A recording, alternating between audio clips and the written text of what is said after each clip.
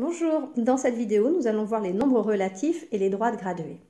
On va tout d'abord s'intéresser à ces deux thermomètres avec les températures ici de 0 degré qui sont les températures de référence puisque au-delà, au-dessus de 0, nous avons des températures qui sont positives.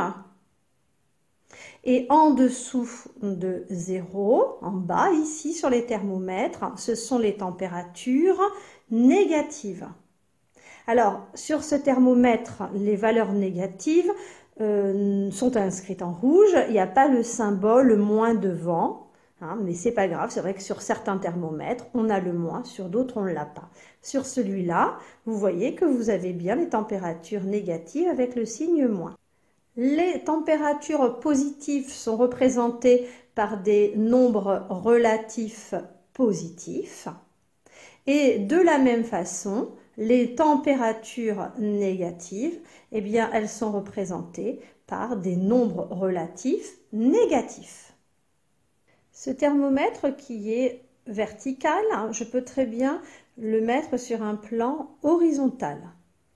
J'ai toujours ici mes températures positives qui sont représentées par des nombres relatifs positifs et mes températures négatives qui sont représentées par des nombres relatifs négatifs. Eh bien, ces températures, on peut très bien les représenter sur une demi-droite graduée. Souvenez-vous, l'année dernière, en 6e, on traçait une demi-droite d'origine le point O de valeur 0 et puis on graduait régulièrement cette demi-droite avec des valeurs positives. On va noter tout d'abord par exemple 1, 2, 3, 4, 5. Donc cette année, nous n'allons pas simplement voir les demi-droites, nous allons voir une droite entière, c'est-à-dire que l'on va prolonger de l'autre côté et on va noter les valeurs négatives. Moins 1, moins 2, moins 3.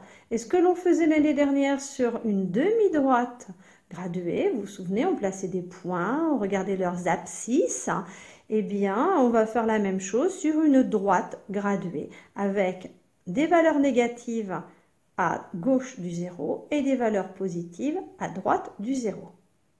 Je place le point A, ici, représenté par la croix jaune sur cette droite graduée.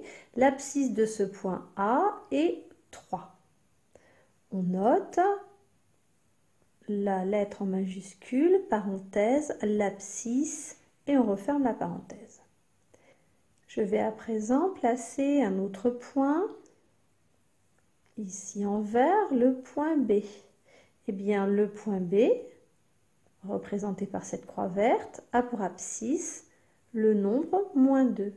Il a pour abscisse un nombre relatif négatif.